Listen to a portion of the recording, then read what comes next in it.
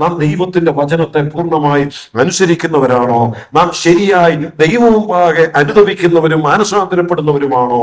നാം ജനത്തെക്കാൾ ദൈവത്തെ ഭയപ്പെടുന്നവരാണോ? ഇത് ചിന്തിക്കാനുള്ള ഒരു മുന്നറിയിപ്പായി ശൗലിന്റെ ചരിത്രം നമ്മുടെ മുൻപിൽ നിൽക്കുന്നു.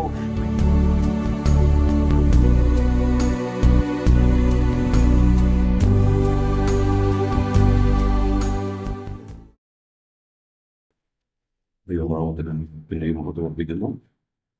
ശമൂവേലിന്റെ 1-ാം പുസ്തകം 15-ാം അധ്യായത്തിന്റെ 35-ാം വാക്യം നമ്മൾ വായിക്കാം. ഫസ്റ്റ് ശമൂവേൽ ചാപ്റ്റർ 15 വേഴ്സ് 35. ശമൂവേൽ ജീവപര്യന്തം ശൗലിനെ പിന്നെ കണ്ടില്ല. എങ്കിലും ശമൂവേൽ ശൗലിനെ കുറിച്ച് ദുഃഖിച്ചു. യഹോവയും താൻ ശൗലിനെ ഇസ്രായേലിന് രാജാവാക്കിയതുകൊണ്ട് അനുദപിച്ചു. ശൗൽ രാജാവിനോട് ബന്ധപ്പെട്ടുള്ള ചില കാര്യങ്ങളാണ് ഞാൻ ഈ വായിച്ച വാക്യത്തോട് ബന്ധപ്പെട്ട് ഓർപ്പിക്കാനായിട്ട് ആഗ്രഹിക്കുന്നത്. ബൈബിളിലെ അനേക കഥാപാത്രങ്ങളെ കുറിച്ച് നാം പലപ്പോഴും ചിന്തിക്കാറുണ്ട്. ശൗലിനെ കുറിച്ചും പലപ്പോഴും പല ചിന്തകൾ പഠനമായിട്ടുമൊക്കെ നമ്മൾ നടത്തിയിട്ടുണ്ട്. പോസിറ്റീവായിട്ടുള്ള അനേക കഥാപാത്രങ്ങളെ തിരുവെഴുത്തിൽ നമുക്ക് കാണാം. നമുക്ക് ആത്മീയമായി നല്ല മാതൃകകൾ ജീവിതത്തിൽ ശേഷിപ്പിച്ച ദൈവഭക്തന്മാരായ അനേക വ്യക്തികളുടെ ചരിത്രം വേദപുസ്തകത്തിലുണ്ട്. എന്നാൽ അതേ സമയത്ത് നെഗറ്റീവായിട്ടുള്ള അനേക കഥാപാത്രങ്ങളെയും ബൈബിളിൽ നമുക്ക് കാണാം. ദൃഷ്ടാന്തമായിട്ട് പലരുടെയും പേര് ഒരുപക്ഷെ നമ്മുടെ മനസ്സിലേക്ക് വരും. ലോത്ത് അതിലൊരാളാണ്, യേശാവ് അങ്ങനെ ഒരാളാണ്, അങ്ങനെ മറ്റു പലരെയും നമുക്ക് തിരുവെഴുത്തിലൂടെ കാണാനായിട്ട് കഴിയും. അതിൽ നമുക്ക് ഉൾപ്പെടുത്താൻ പറ്റുന്ന ഒരു വ്യക്തിയാണ് ശൗല് എന്ന് പറയുന്നത്. ശൗലിനെ എന്താ അങ്ങനെ ഒരു നെഗറ്റീവ് കഥാപാത്രമായിട്ട് തോന്നാൻ കാരണം? ഞാൻ ഈ ദിവസങ്ങളിൽ ശൗലിനെ കുറിച്ച് ഇങ്ങനെ ചില കാര്യങ്ങൾ ചിന്തിച്ചപ്പോൾ, ദൈവം തന്നെയല്ലേ ഇസ്രായേൽ ജനത്തിന്റെ മുമ്പിൽ ഒരു രാജാവായി ശൗലിനെ കാണിച്ചു കൊടുത്തത്? ഇവനെ നിങ്ങൾ തിരഞ്ഞെടുക്കണം എന്ന് പറഞ്ഞ് ശൗലിന്റെ മുൻപിൽ കൊണ്ടുവന്നത്. അതിന്റെ പിന്നിൽ ജനത്തിന്റെ നിലവിളിയും ജനത്തിന്റെ ആഗ്രഹവും ഒക്കെ ഉണ്ടായിരുന്നു എന്നുള്ളത് ശരിയാണ്. അത് ദൈവഹിത പ്രകാരമല്ലായിരുന്നു. എങ്കിലും ദൈവമാണ് ശൗലിനെ ശമൂവേലിന്റെ മുമ്പിൽ കൊണ്ടുവന്നത്. അതുമാത്രമല്ല, അവർക്ക് ലഭിക്കാവുന്നതിൽ വെച്ച് ഏറ്റവും യോഗ്യനെന്ന് തോന്നാവുന്ന ഒരു വ്യക്തിയെ തന്നെയാണ് കൊണ്ടുവന്നതും. അതുവരെ ഇസ്രായേൽ മക്കളിൽ ആ കാലത്തുണ്ടായിരുന്നതിൽ വെച്ച് ഏറ്റവും സുന്ദരൻ, ഏറ്റവും കോമളൻ, അങ്ങനെയാണ് അദ്ദേഹത്തെ കുറിച്ച് നമ്മൾ വായിക്കുന്നത്. അതുമല്ല, മറ്റുള്ളവരെ അപേക്ഷിച്ച് ആ രാജ്യത്തുള്ള മറ്റു സകല ആളുകളും ശൗലിന്റെ തോള് വരെയുള്ളൂ. അത്ര ഉയരമുള്ള ഒരു വ്യക്തി. അത് ദൈവഹിതമല്ലേ? അവർ രാജാവിനെ ആഗ്രഹിച്ചപ്പോൾ അവരുടെ രാജ്യത്ത് നിന്ന് കിട്ടാവുന്നതിൽ വെച്ച് ഏറ്റവും സുന്ദരനും ഏറ്റവും ഉയരമുള്ളവനുമായ ഒരു വ്യക്തിയെ തന്നെ, നല്ല യുവാവ്, അങ്ങനെ ഒരാളെ തന്നെ ദൈവം കാണിച്ചു കൊടുത്തപ്പോൾ അത് ദൈവഹിതമല്ലേ? പിന്നെ എന്തുകൊണ്ട് ദൈവത്തിന് പിന്നീട് ദുഃഖിക്കേണ്ടി വന്നു? ഒരു നെഗറ്റീവ് കഥാപാത്രമായി ഈ വ്യക്തിയെ നമുക്ക് കാണാനായിട്ട് കഴിയുന്നു. അതുമാത്രമല്ല, അമാലേക്കിനോട് യുദ്ധം ചെയ്യാൻ പറഞ്ഞു, പോയി യുദ്ധം ചെയ്തില്ലേ?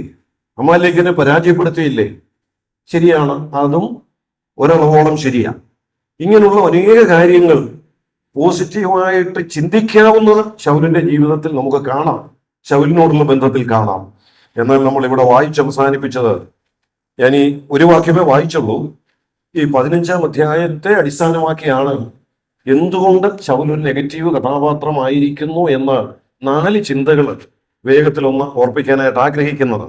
എന്നാൽ ഈ പുസ്തകത്തിന്റെ, ശമൂവേലിന്റെ 1-ാം പുസ്തകം 8 മുതൽ 15 വരെയുള്ള അധ്യായങ്ങളുടെ പശ്ചാത്തലത്തിലാണ് ആ കാര്യങ്ങൾ അല്പമായിട്ടൊന്ന് ഓർപ്പിക്കുന്നത്.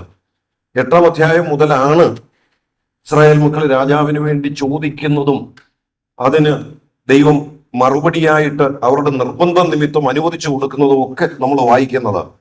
ഇവിടെ നമ്മൾ വായിച്ച വാക്യം, ശമൂവേലും ദുഃഖിച്ചു, ഇസ്രായേലിന് ശൗലിനെ രാജാവാക്കിയത് കൊണ്ട് യഹോവയും അനുദപിച്ചു. ഇപ്പൊ യഹോവയെ അനുദപിച്ചു എന്നുള്ളത് നമ്മൾ ഇങ്ങനെ തന്നെ മനസ്സിലാക്കാം. യഹോവയുടെ ഹൃദയത്തിനും ദുഃഖം തോന്നി, അതുകൊണ്ടാണ് അനുദപിക്കേണ്ടി വന്നത്. അപ്പം ശൗലിനെ ദൈവ നിയോഗപ്രകാരം, ദൈവം ആവശ്യപ്പെട്ടതനുസരിച്ച് രാജാവായി അഭിഷേകം ചെയ്ത ദൈവത്തിന്റെ പ്രവാചകനായ, അല്ലെങ്കിൽ ന്യായപാലനം ചെയ്യുന്ന ന്യായാധിപനായ ശമൂവേലിനും ദുഃഖമായി, ദൈവത്തിനും ശൗൽ ഇസ്രായേലിന് രാജാവായിരുന്നത് കൊണ്ട് ദുഃഖമായി. അങ്ങനെ പറഞ്ഞ് അവിടെ ആ 15-ാം അധ്യായം അവസാനിപ്പിച്ചിരിക്കുന്നത്. ദൈവദാസനെയും ദൈവത്തെയും എല്ലാം ദുഃഖിപ്പിച്ച ഒരു കഥാപാത്രമായിട്ടാണ് ശൗലിനെ നാം കാണുന്നത്. നമുക്കറിയാം, പിന്നീടുള്ള ഇസ്രായേലിന്റെ ചരിത്രം തന്നെ നോക്കിയാൽ അറിയാം, ശൗലിനെ എങ്ങും കാണുന്നില്ല. ഇവിടെ ഈ വാക്യം പറയുന്നതിന് തൊട്ട് മുകളിൽ പറഞ്ഞിരിക്കുന്ന ആ വാചകം ഒന്ന് ശ്രദ്ധിക്കണം. ശമൂവേൽ പിന്നെ ശൗലിനെ കണ്ടിട്ടേയില്ലെന്നാ. അപ്പൊ അവര് തമ്മിൽ പോലും പിന്നെ കാണാൻ അവസരം ഉണ്ടായിട്ടില്ല. ശൗലിനെ പിന്നീട് ഒരളവിൽ ചരിത്രത്തിൽ തന്നെ എങ്ങും നാം കാണുന്നില്ല. ഇസ്രായേലിനോടുള്ള ബന്ധത്തിൽ ഇത്രയും സുന്ദരനും ഉയരമുള്ള ഇങ്ങനൊരു വ്യക്തി, ഒന്നാമത്തെ രാജാവ് അല്ലെ. സാധാരണ ഏതെങ്കിലും ഒരു കാര്യത്തെ കുറിച്ചൊക്കെ പറയുമ്പോൾ ഒന്നാമത്തെ ആളെന്നുള്ളതിന് ഒരു പ്രാധാന്യമുണ്ട്. അല്ലെ, ഇന്ത്യയുടെ ഒന്നാമത്തെ പ്രധാനമന്ത്രി ആരാ, ഒന്നാമത്തെ പ്രസിഡന്റ് ആരാ, ഇതൊക്കെ സാധാരണ ക്വിസിൽ ചോദിക്കാൻ സാധ്യതയുള്ള ചോദ്യങ്ങളാണ്. അപ്പൊ അതിനല്പം പ്രാധാന്യമുണ്ട്. എന്നാൽ ഇവിടെ ഒന്നാമത്തെ വ്യക്തിക്ക് ഒരു പ്രാധാന്യവും ഇല്ല എന്നുള്ളതാണ് പിന്നീട് ശൗലിന്റെയും ഇസ്രായേൽ ജനത്തിന്റെയും രാജ്യത്തിന്റെയും ചരിത്രം പഠിച്ചാൽ നമുക്ക് മനസ്സിലാക്കാൻ കഴിയുന്നത്. എന്താ അങ്ങനെ സംഭവിക്കാൻ കാരണം? എന്തുകൊണ്ടാ ശൗല് പിന്നീട് ചരിത്രത്തിൽ ഇല്ലാതെ പോയത്? എന്തുകൊണ്ടാ ശൗലിനെ പിന്നെ ദൈവത്തിന് ഉപയോഗിക്കാൻ കഴിയാതെ പോയത്? എന്തുകൊണ്ടാ ശൗല് പിന്നെ ശമൂവേലിനും ദൈവത്തിനും ദുഃഖം ഉളവാക്കുന്ന ഒരു വ്യക്തിത്വമായി മാറിയത്? 4 കാരണങ്ങളാണ് ഞാൻ പറയാമെന്ന് പറഞ്ഞത്. വേഗത്തിൽ ഓർപ്പിക്കട്ടെ. ഒന്നാമത്തെ കാരണം മനസ്സിലാകണമെങ്കിൽ 8-ാം അധ്യായം പിന്നീടൊന്ന് വായിച്ചു നോക്കിയാൽ മതി. ഞാനത് മുഴുവൻ വായിക്കാൻ നമുക്ക് സമയമില്ലാത്തത് കൊണ്ട് പറഞ്ഞു പോകുകയാണ്. 1 ശമൂവേൽ 8-ാം അധ്യായം വായിച്ചാൽ അറിയാം, ഇസ്രായേലിനെ സംബന്ധിച്ചിടത്തോളം ഒരു രാജാവ് വേണമെന്നുള്ളത് ദൈവത്തിന് ഒട്ടും ആഗ്രഹമുള്ള കാര്യമല്ലായിരുന്നു. എന്നാൽ ജനം ദൈവത്തിന്റെ സന്നിധിയിൽ ചെന്ന്, പ്രത്യേകിച്ച് ശമൂവേലിന്റെ അരികെ ചെന്ന് നിർബന്ധിച്ചു, ഞങ്ങൾക്കൊരു രാജാവിനെ വേണം. എന്തുകൊണ്ടാണ് അങ്ങനെ നിർബന്ധിക്കാനോ കാരണമുണ്ടായത്? 8-ാം അധ്യായത്തിന്റെ 1ഉം 2ഉം വാക്യങ്ങൾ മാത്രം ഞാനൊന്ന് വായിച്ചു കേൾപ്പിക്കാം. 1ഉം 2ഉം 3ഉം. ശമൂവേൽ വൃദ്ധനായപ്പോൾ തന്റെ പുത്രന്മാരെ ഇസ്രായേലിന് ന്യായാധിപന്മാരാക്കി. അവന്റെ ആദ്യജാതന് യോവേൽ എന്നും രണ്ടാമത്തവന് അബിയാവ് എന്നും പേർ. അവർ ബർശേബയിൽ ന്യായപാലനം ചെയ്തു പോന്നു. അവന്റെ പുത്രന്മാർ അവന്റെ വഴിയിൽ നടക്കാതെ ദ്രവ്യാഗ്രഹികളായി കൈക്കൂലി വാങ്ങി ന്യായം മറിച്ചു വന്നു. ആരുടെ മക്കളെ കുറിച്ചായി പറയുന്നത്? ശമൂവേലിന്റെ മക്കളെ കുറിച്ചാണ് പറയുന്നത്. പിന്നീട് ഒരിക്കൽ ഈ 15 വരെയുള്ള അധ്യായങ്ങൾ വായിച്ചാൽ ഇത് മനസ്സിൽ കിടന്നുകൊണ്ടായിരിക്കും സ്വന്തം മക്കള് കൈക്കൂലി വാങ്ങി ന്യായപാലനം ചെയ്യേണ്ടതിന് പകരം അന്യായമായി പ്രവർത്തിക്കുകയും ദൈവവഴി വിട്ടുപോവുകയും ഒക്കെ ചെയ്തതിന്റെ അടിസ്ഥാനത്തിലായിരിക്കാം പിന്നീട് ഈ ജനത്തോട് ശമൂവേല് അല്പം കൂടെ വയസ്സനായപ്പോൾ ചോദിക്കുന്ന ഒരു ചോദ്യമുണ്ട്. നിങ്ങൾക്ക് എന്നെക്കുറിച്ച് എന്തെങ്കിലും അപവാദം പറയാനുണ്ടോ? ഞാൻ അന്യായം വല്ലതും കാണിച്ചിട്ടുണ്ടോ? ഞാൻ കൈക്കൂലി വല്ലതും വാങ്ങിച്ചിട്ടുണ്ടോ എന്ന് ചോദിക്കുന്നുണ്ട്. എന്തുകൊണ്ട് അങ്ങനെ ചോദിക്കേണ്ടി വന്നത്? കുടുംബത്തെ കുറിച്ച് അങ്ങനെ പറയുന്നുണ്ട്, മക്കളെ കുറിച്ച് അങ്ങനെ പറയാനുള്ള വകയുണ്ട്. അതുള്ളിൽ കിടക്കുന്നത് കൊണ്ടാണ് പിന്നീട് എന്നെ കുറിച്ച് അങ്ങനെ എന്തെങ്കിലും പറയാനുണ്ടോ എന്നോ ശമൂവേല് ജനത്തോട് ചോദിക്കേണ്ടി വന്നത്. അപ്പൊ ഇവിടെ ശമൂവേല് വയസ്സിനൊക്കെ ആയപ്പോൾ പ്രവാചകനാണ്, ന്യായാധിപനാണ്, ന്യായപാലനം ചെയ്യുന്നു. ഇതിന് മുമ്പിലത്തെ അധ്യായത്തിൽ നമ്മൾ വായിച്ചാൽ അറിയാം, ന്യായാധിപൻ എന്ന് തന്നെ ശമൂവേലിനെ കുറിച്ച് രേഖപ്പെടുത്തിയിട്ടുണ്ട്. അപ്പൊ അങ്ങനെ ന്യായപാലനം ചെയ്തു പോന്ന ശമൂവേൽ വൃദ്ധനായപ്പോൾ തന്റെ 2 മക്കളെ ആ ചുമതല ഏൽപ്പിച്ചു. പക്ഷെ മക്കളെ കുറിച്ചുള്ള സാക്ഷ്യം എന്തായിരുന്നോ? അവര് അവിടെ എഴുതിയിരിക്കുന്ന ആ വാചകം 4 പോയിന്റായിട്ട് ഞാനൊന്ന് പറയാം. 1, അവൻ ദൈവത്തിന്റെ വഴിയിൽ നടന്നില്ല. 2, ദുരാഗ്രഹികളായിരുന്നു. 3, കൈക്കൂലി വാങ്ങുന്നവരായിരുന്നു. 4, ന്യായം മറിച്ചു കളയുന്നവരായിരുന്നു. 4 ഒറ്റ വാചകമായിട്ട് എഴുതിയിരിക്കുന്നത്. പക്ഷെ അതിനകത്ത് തന്നെ 4 കാര്യങ്ങള് ആണ് രേഖപ്പെടുത്തിയിട്ടുള്ളത്. ഇങ്ങനെ ജീവിച്ചവരാ മക്കൾ. ഇങ്ങനെയാണ് അവർ ന്യായാധിപന്മാരുടെ കസേരയിൽ ഇരുന്നത്. അതുകൊണ്ടാണ് ജനത്തിന് ഞങ്ങൾക്ക് നല്ലൊരു ന്യായാധിപനില്ല, ഇതുവരെ കുഴപ്പമൊന്നുമില്ല, ശമൂവേല് വരെ. ഇപ്പൊ ഇവര് വന്നപ്പോഴാണ് കൈക്കൂലി മേടിക്കാൻ തുടങ്ങി, അന്യായം പ്രവർത്തിക്കാൻ തുടങ്ങി, ദൈവവഴി വിട്ടുപോകാൻ തുടങ്ങി. അവൻ ജനത്തിനൊരു ചിന്ത, ഞങ്ങൾക്ക് നല്ലൊരു രാജാവിനെ വേണം. നോക്കി, ശമൂവേലിന്റെ മക്കൾ ദൈവവഴി വിട്ടുപോയപ്പോൾ ശമൂവേല് ചോദിച്ചപ്പോൾ അവർക്കൊന്നും ചൂണ്ടിക്കാണിക്കാനില്ല. പക്ഷെ മക്കള് തെറ്റിലേക്ക് പോയപ്പോൾ അത് ചോദ്യം ചെയ്യുന്നു. അത് ജനത്തെ തന്നെ സാരമായി ബാധിക്കാനായിട്ട് ഇടയായി തീർന്നു. അവിടെ ഇവര് ശമൂവേലിന്റെ അരികിൽ ചെന്ന് പറയാ, ഞങ്ങൾക്കൊരു രാജാവ് വേണം. ഒന്നാമത്തെ കാരണം, ശമൂവേല് ചുമതലപ്പെടുത്തിയവര് തെറ്റായ വഴിയിലൂടെ പോയി. ഇനി രണ്ടാമത്തെ കാരണം അവിടെ നമ്മൾ വായിച്ചാൽ അറിയാം. 8-ാം അധ്യായം വായിച്ചാൽ ഇവര് ചെന്ന് ശമൂവേലിനോട് പറയുന്നത് എന്താ? ചുറ്റുമുള്ളവർക്കെല്ലാം നല്ല രാജാക്കന്മാരുണ്ട്, ഒരു യുദ്ധം ചെയ്താൽ മുമ്പ് എനിക്ക് രാജാവുണ്ട്, ഞങ്ങൾക്ക് മാത്രം അങ്ങനെ ഒരാള് ഇല്ല. അവരറിയുന്നില്ല, അല്ലെ? അവര് മറന്നുപോയി. ഇതിനോടകം എത്രയോ ശത്രുക്കളിൽ നിന്ന് ഇവരെ രക്ഷിച്ചതാണ് ഈ ദൈവം. ജീവനുള്ള ദൈവം അവർക്ക് രാജാവായിട്ടുണ്ട്. ജീവനുള്ള ദൈവം അവരുടെ മുൻപിൽ യുദ്ധം ചെയ്യാനായിട്ടുണ്ട്. അവരെ വിജയത്തിൽ നടത്തി ഇത്രത്തോളം കൊണ്ടുവന്നതാ. അതെല്ലാം അവര് മറന്നുപോയി. ഇപ്പം അവര് ചുറ്റുമുള്ള ജാതികളിലേക്ക് നോക്കി, അവർക്കുള്ളതൊന്നും ഞങ്ങൾക്കില്ല. ഇന്ന് ഒരുപക്ഷെ ദൈവ മക്കൾ, പ്രത്യേകിച്ച് ആധുനിക തലമുറ ചിന്തിക്കുന്നതും പറയുന്നതും ഇത് തന്നെയല്ലേ. അവർക്കുള്ളതൊന്നും നമുക്കില്ല, നമുക്കൊത്തിരി നിയന്ത്രണങ്ങളുണ്ട്, നമ്മൾ വേർപാടുകാരെന്ന് പറയുന്നു, നമ്മൾ വിശ്വാസികൾ എന്ന് പറയുന്നു. അവര് പോകുന്നിടത്ത് പോകാൻ അവകാശമില്ല, അവര് ചെയ്യുന്നത് ചെയ്യാൻ അവകാശമില്ല, അവർക്കുള്ളതുപോലെ ഒരു രാജാവില്ല. ഇത് ഈ പുതിയ തലമുറ ചിന്തിക്കുന്ന, അല്ലെ, ചിന്തിക്കാൻ സാധ്യതയുള്ള ന്യായമായ ഒരു കാരണമാണ്. പക്ഷേ താഴോട്ട് വരുമ്പോൾ ഈ ഡിമാൻഡ് അവർ വെച്ചപ്പോൾ, ഈ ആവശ്യം അവർ വെച്ചപ്പോൾ, അത് ശമൂവേലിന് വിഷമമായെന്ന് മാത്രമല്ല, ശമൂവേൽ യഹോവയോട് പ്രാർത്ഥിച്ചപ്പോൾ ദൈവം ശമൂവേലിനോട് പറഞ്ഞ മറുപടി എന്താണെന്ന് അറിയാമോ? നിന്നെ അല്ല അവർ അനുസരിക്കാതിരുന്നത്, ശരിക്കും ഇവരിത് ആവശ്യപ്പെടുക വഴി എന്നെയാ ത്യജിച്ച് കളഞ്ഞത്. അപ്പൊ ഇങ്ങനെ ചുറ്റുമുള്ളത് ഞങ്ങൾക്കും വേണമെന്ന് ചിന്തിക്കുമ്പോൾ ആരെ മറന്നു പോകുകയാണ്? ദൈവത്തെ മറന്നു പോകുകയാണ്. ജീവനുള്ള ദൈവത്തെ തന്നെ ത്യജിച്ച് കളയുക. അങ്ങനെയാണ് ഇവര് ഒരു രാജാവിനെ ആവശ്യപ്പെട്ടത്. അപ്പൊ ചുരുക്കത്തിൽ ഞാൻ ഒന്നാമത്തെ പോയിന്റ് ഇങ്ങനെ പറയട്ടെ, ഇവര് ദൈവഹിതപ്രകാരമുള്ള ഒരാവശ്യമല്ലായിരുന്നു ദൈവത്തോട്, അല്ലെ ശമൂവേലിനോട് ആവശ്യപ്പെട്ടതാണ്. ഇസ്രായേലിനെ സംബന്ധിച്ച് ഒരു രാജാവ് വേണമെന്നുള്ളത് ദൈവത്തിന്റെ പൂർണ്ണ ഇഷ്ടത്തിൽപ്പെട്ട കാര്യമേ അല്ലായിരുന്നു. പിന്നെ എന്തിനാ അനുവദിച്ചത്? അവരുടെ നിർബന്ധ നിമിത്തം, അവരുടെ ആ ചോദ്യം നിമിത്തം. അത് കൊടുത്തപ്പം തന്നെ അവരോട് പറയുന്നുണ്ട് ശമൂവേലിലൂടെ, നിങ്ങളിങ്ങനെ രാജാവിനെ ആവശ്യപ്പെടുന്നുണ്ട്, അവൻ ഇന്നതൊക്കെ നിങ്ങൾക്ക് ചെയ്യും. ആ 8 മുതൽ 15 വരെയുള്ള വാക്യങ്ങൾ പിന്നെ വായിച്ചാൽ മതി. നിങ്ങളുടെ മക്കളെ ഒക്കെ കൊണ്ടുപോയി അടിമയാക്കും, നിങ്ങളുടെ സ്വത്തിൽ നിന്നൊക്കെ പിടിച്ചു മേടിക്കും, അതിന്റെ പങ്കും ഓഹരിയും ഒക്കെ അവര് വലിച്ചെടുക്കും. എന്നിട്ട് അവസാനം ഇങ്ങനെ പറയുന്നുണ്ട്, അന്നാളിൽ നിങ്ങൾ ആ രാജാവിനെ ഓർത്ത് നിലവിളിക്കും, പക്ഷെ ഞാൻ നിങ്ങൾക്ക് അന്ന് ഉത്തരം തരികയുമില്ല. അപ്പം ദൈവം അനുവദിച്ച് കൊടുത്തപ്പം തന്നെ ദൈവം പറയാറ്, നിങ്ങളുടെ നിർബന്ധം കൊണ്ട് ഞാൻ അനുവദിച്ചു തരാം, പക്ഷെ ഇത് നല്ലതിനല്ല, നിങ്ങളുടെ ദോഷത്തിനാണ്.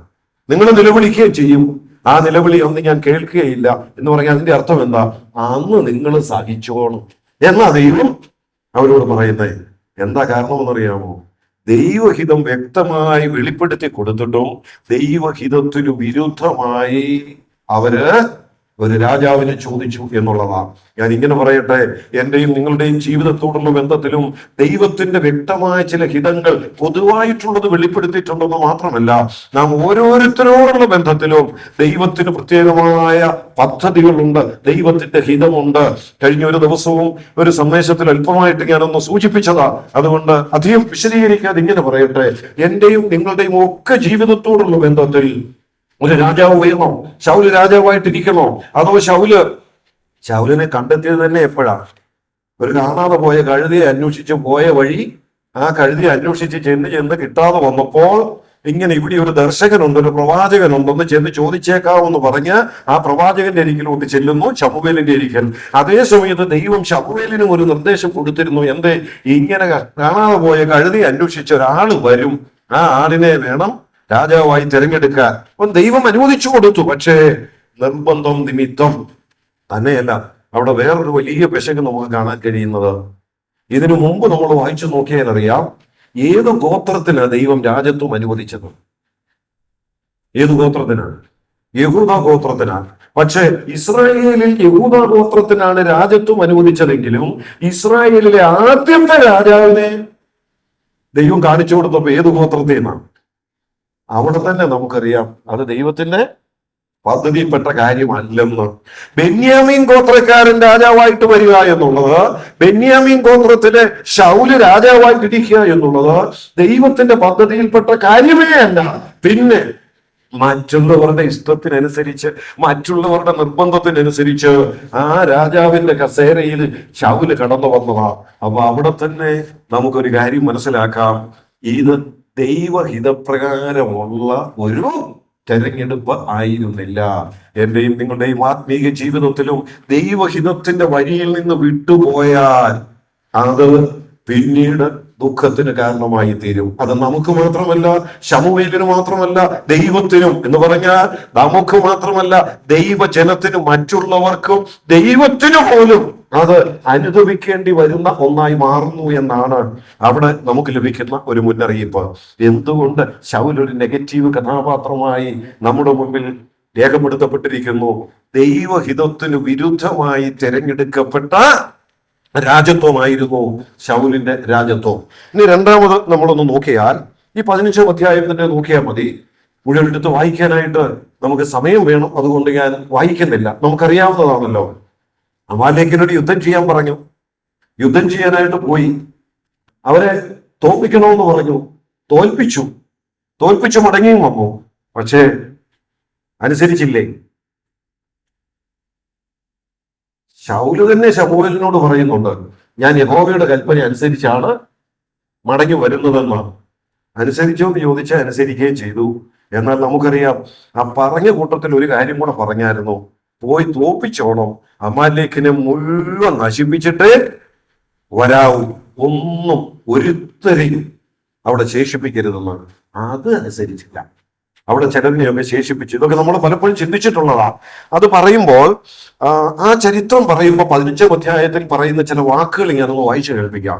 15 അധ്യായത്തിന്റെ 11 വാക്യത്തിൽ യഹോവ തന്നെ പറയാണ്, അവൻ എന്നെ വിട്ടുമാറി. ഏത് പശ്ചാത്തലത്തിലാണ് പറയുന്നത്? യുദ്ധം ചെയ്യാൻ പറഞ്ഞു, പോയി യുദ്ധം ചെയ്ത് തോപ്പിച്ച് മടങ്ങി വന്ന ശൗലിനെ കുറിച്ച് പറയാം. അവൻ എന്നെ വിട്ടുമാറി. എന്താ അങ്ങനെ പറയാൻ കാരണം?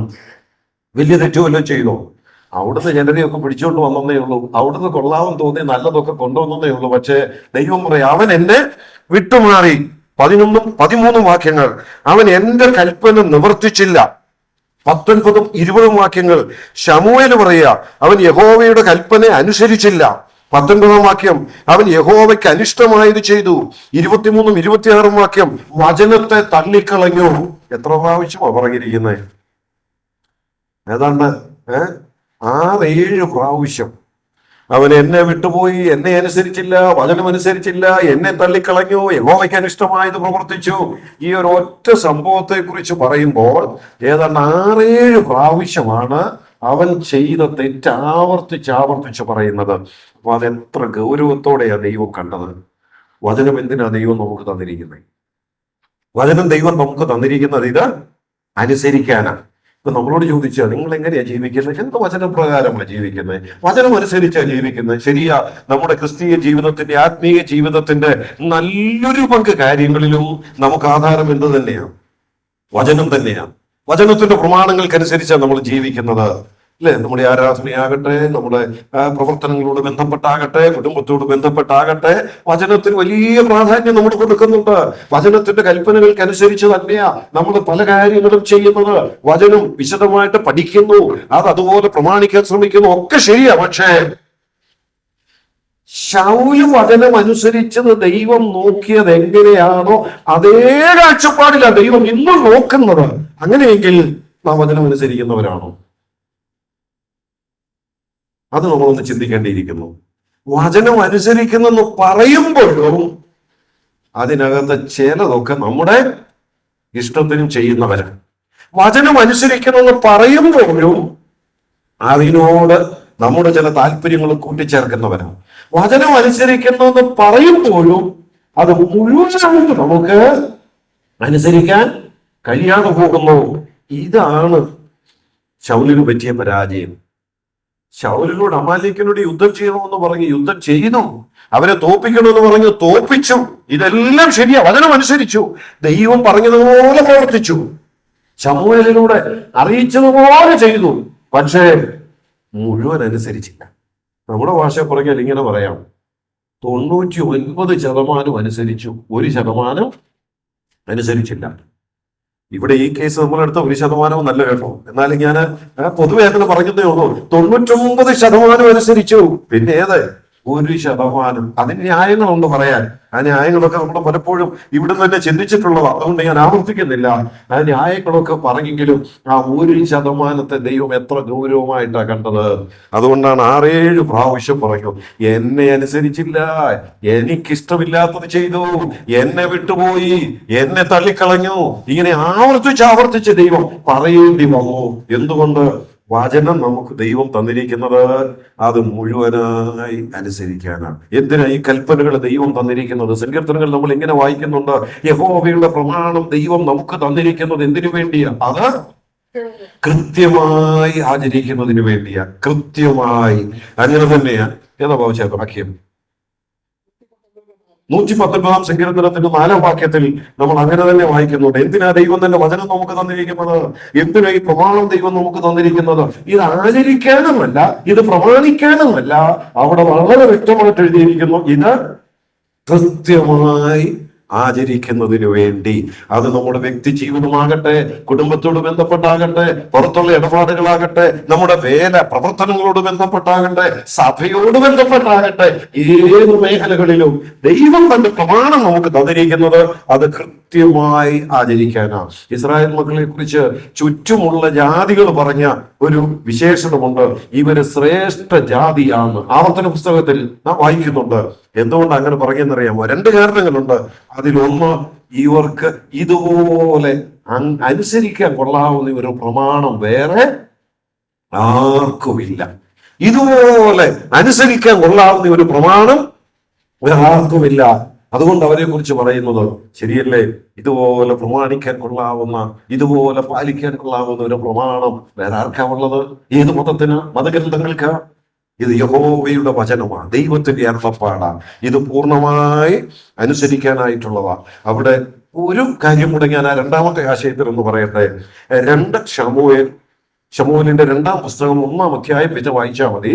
അവിടെ ശൗലിന്റെ അന്ത്യം നമ്മൾ കാണുന്നുണ്ട്. ശൗലിന്റെ അന്ത്യം. ശൗല് എങ്ങനെ മരിച്ചത്?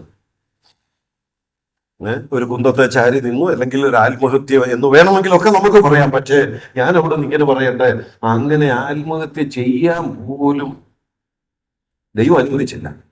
ഒടുവിൽ ആരാ അവനെ കൊല്ലേണ്ടി വന്നത്? ഒരു അമാലേക്യൻ തന്നെ അവനെ പറയാം. ശൗല് തന്നെ അമാലേക്കിനോട് പറയാം, നീ വന്ന് എന്നെ വേഗം ഒന്ന് കൊല്ല്, ഇവിടെ കിടന്ന് ഈ വേദന എനിക്ക് സഹിക്കാൻ മേല, നീ വന്ന് എന്നെ ഒന്ന് അവസാനിപ്പിച്ചു തരാൻ. ആരുടെ കയ്യാലാണ് കൊല്ലപ്പെട്ടത്? അമാലേക്കിന്റെ. എന്തുകൊണ്ട്? മുമ്പ് അമാലേക്കിനെ മുഴുവൻ നശിപ്പിച്ച് കളയണമെന്ന് പറഞ്ഞിടത്ത് അല്പം ശേഷിപ്പിച്ചത് കൊണ്ടല്ലേ ഇന്ന് ഇവനെ കൊല്ലാൻ ഒരു അമാലേക്കൻ അവിടെ ഉണ്ടായത്. അതൊരു വലിയ പാഠം തന്നെയാണ് കേട്ടോ. യഹോവയുടെ വചനം ദൈവം നമുക്ക് തന്നിരിക്കുന്നത് അത് പൂർണ്ണമായി അനുസരിക്കുന്നതിന് വേണ്ടിയാണ്. അപ്പൊ 1, ദൈവഹിതത്തിന് വിരുദ്ധമായി രാജാവായി. 2, വചനം പൂർണ്ണമായി അനുസരിച്ചില്ല. ഇനി ആ ചെയ്ത തെറ്റോർത്ത് ശൗൽ എന്തെങ്കിലും അനുഭവിച്ചു? ശൗൽ എന്തെങ്കിലും ക്ഷമ ചോദിച്ചു? 2 വാക്യങ്ങൾ ഞാനൊന്ന് വായിച്ചു. 25-ാം വാക്യം, ഈ അധ്യായം തന്നെ, 15-ാം അധ്യായത്തിന്റെ 25-ാം വാക്യം. എങ്കിലും എന്റെ പാപം ക്ഷമിച്ച് ഞാൻ യഹോവയെ നമസ്കരിക്കേണ്ടതിന് എന്നോടുകൂടെ പോരണമേ എന്ന് പറഞ്ഞു. 30-ാം വാക്യം, അപ്പോൾ അവൻ, ഞാൻ പാപം ചെയ്തിരിക്കുന്നു, എങ്കിലും ജനത്തിന്റെ മൂപ്പന്മാരുടെയും ഇസ്രായേലിന്റെയും മുമ്പാകെ ഇപ്പോൾ എന്നെ മാനിച്ച് ഞാൻ നിന്റെ ദൈവമായ യഹോവയെ നമസ്കരിക്കേണ്ടതിന് എന്നോടുകൂടെ പോരണമേ എന്ന് അപേക്ഷിച്ചു. ഈ 2 വാക്യങ്ങളിൽ നമ്മൾ എന്താ കാണുന്നത്? ശൗല് ശമൂവേലിനോട് പറയുന്നുണ്ട്, എന്നോട് ക്ഷമിക്കണം, ഞാൻ പാപം ചെയ്തു. അപ്പം പാപം സമ്മതിച്ചില്ലേ? പാപത്തിന് ക്ഷമ ചോദിച്ചില്ലേ? പിന്നെ എന്തുകൊണ്ട് ദൈവം ക്ഷമിച്ചില്ല? പിന്നെ എന്തുകൊണ്ട് ദൈവം അനുഭവിച്ചില്ല? അതും നമ്മൾ ചിന്തിക്കേണ്ട ഒരു കാര്യമാണ്. ശൗല് തെറ്റ് ചെയ്തു എന്നുള്ളത് ഓക്കെ, സംഭവിച്ചു. പക്ഷെ ഇപ്പൊ പിടിക്കപ്പെട്ടപ്പോഴാണെങ്കിലും ഞാൻ അങ്ങനെ പറയട്ടെ, ആദ്യം ന്യായീകരിക്കാനൊക്കെ ശ്രമിച്ചെങ്കിലും പിന്നെ രക്ഷയില്ലാതെ വന്നപ്പോൾ പിടിക്കപ്പെട്ടപ്പോഴാണെങ്കിലും സമ്മതിച്ചു. പിന്നെ എന്തുകൊണ്ട് ദൈവം ക്ഷമിച്ചില്ല? അവിടെ നമ്മൾ മനസ്സിലാക്കേണ്ട ഒരു പാഠം, ആരോടാ ക്ഷമ ചോദിച്ചത്? ഈ രണ്ടിടത്തും നമ്മൾ വായിച്ചാൽ അറിയാം, ശൗലിനോടാ ശൗല് ശമൂവേലിനോട് ക്ഷമ ചോദിച്ചു. അതും എന്തിനു വേണ്ടിയാണെന്നറിയാമോ? അതും എന്നെ മാനിച്ച്, അല്ലെ, എനിക്ക് മാനം കിട്ടണം, ഞാൻ അവിടെ ചെന്ന് യഹോവയെ നമസ്കരിക്കുമ്പോൾ നീ ഒരു കൂട്ടിന്റെ കൂടെ വരണം, അതിന് നീ എന്നോടൊന്ന് ക്ഷമിക്കണം. വാസ്തവത്തിൽ ആരോട് ക്ഷമ ചോദിക്കണ്ടേ? ആരോട് തെറ്റ് ചെയ്തോ അവരോട് ക്ഷമ ചോദിക്കണം, അത് ശരിയാണ്. പക്ഷെ ഇവിടെ തെറ്റ് ചെയ്യുന്നത് ആരോടാണ്? ഇവിടെ തെറ്റ് ചെയ്തത് ദൈവത്തോടാണ്. ദൈവത്തിന്റെ വാക്ക അനുസരിക്കാതെ പോയത്, ദൈവത്തോട് അനിഷ്ടം പ്രവർത്തിച്ചത്, ദൈവത്തെയാണ് തള്ളിക്കളഞ്ഞത്. പക്ഷേ പിടിക്കപ്പെട്ടപ്പോൾ ശൗല് ക്ഷമ ചോദിക്കുന്നുണ്ട്. ആരോടാ ക്ഷമ ചോദിച്ചത്? പുറമെയൊക്കെ ഒന്ന് പറഞ്ഞ് തീർത്തു, അല്ലേ? പുറമെ പ്രശ്നം ഉണ്ടായിരുന്നു, സഹോദരനുമായിട്ട് പ്രശ്നമുണ്ടോ? ഞാൻ ഇവിടെ പറഞ്ഞു തീർത്തല്ലോ, തമ്മിൽ പറഞ്ഞു തീർത്തു. പക്ഷെ ആരോട് നിരന്നില്ല. പുറമേയുള്ള ആ പറച്ചിലോ, പുറമേയുള്ള ക്ഷമ പറച്ചിലോ, പുറമേയുള്ള ആ തീർക്കലോ ദൈവം അംഗീകരിക്കുന്നില്ല കേട്ടോ. അത് ദൈവം അംഗീകരിക്കണമെങ്കിൽ തീർക്കേണ്ടിടത്തൂടെ തീർത്തെങ്കിൽ മാത്രമേ ദൈവത്തിനത് അംഗീകരിക്കാൻ കഴിയുള്ളൂ. ശൗലേ, നീ ശമൂവേലിനോട് പോയി ക്ഷമ ചോദിച്ചായിരിക്കാം. ശമൂവേലിന്റെ മുമ്പിൽ നിന്റെ താൽക്കാലിക നേട്ടത്തിനു വേണ്ടി നീ തെറ്റിപ്പോയെന്ന് സമ്മതിച്ചു എന്ന് വരാം. പക്ഷേ ദൈവം നിന്റെ തെറ്റ് നീ സമ്മതിച്ചിട്ടുണ്ടോ? ദൈവത്തോടുള്ള ബന്ധത്തിൽ ശരിയായ ഒരു അനുതാപം നിനക്ക് ഉണ്ടായിട്ടുണ്ടോ? ശൗലിന് അതുണ്ടായില്ല. അതുണ്ടായിരുന്നെങ്കിൽ ദൈവം ശൗലിനെയും ക്ഷമിച്ച് ഉപയോഗിക്കുമായിരുന്നു എന്നുള്ളതിന്റെ ഏറ്റവും നല്ല തെളിവ് എന്താണെന്നറിയാമോ? ഇതിനേക്കാൾ വലിയ തെറ്റ് ചെയ്ത അടുത്ത രാജാവിനോട് ദൈവം ക്ഷമിച്ചെന്നുള്ളതാണ് ഇതിന്റെ ഏറ്റവും നല്ല തെളിവ്. ദാവീദും നാഥാൻ പ്രവാചകൻ വന്ന് പറഞ്ഞപ്പോഴൊക്കെ ആണെങ്കിലും പിടിക്കപ്പെട്ടപ്പോൾ തെറ്റ് സമ്മതിച്ചു. പക്ഷെ അത് കഴിഞ്ഞ് ദൈവസന്നിധിയിൽ ചെന്ന് നിലവിളിച്ചു, പ്രാർത്ഥിച്ചു. അങ്ങനെ തന്റെ അനുതാപത്തിന്റെ വാക്കുകൾ ഒരു സങ്കീർത്തനമായി തന്നെ തിരുവെഴുത്തിൽ നമുക്ക് രേഖപ്പെടുത്തി കിട്ടിയിട്ടുണ്ട്. ദാവീദ് ആരോട് അനുതപിച്ചു? ആരുടെ മുമ്പിൽ അനുതപിച്ചു? ആരോട് ക്ഷമ ചോദിച്ചു? ദൈവത്തോട്. അവിടെയാണ് ശൗലിന് പറ്റിയ പരാജയം.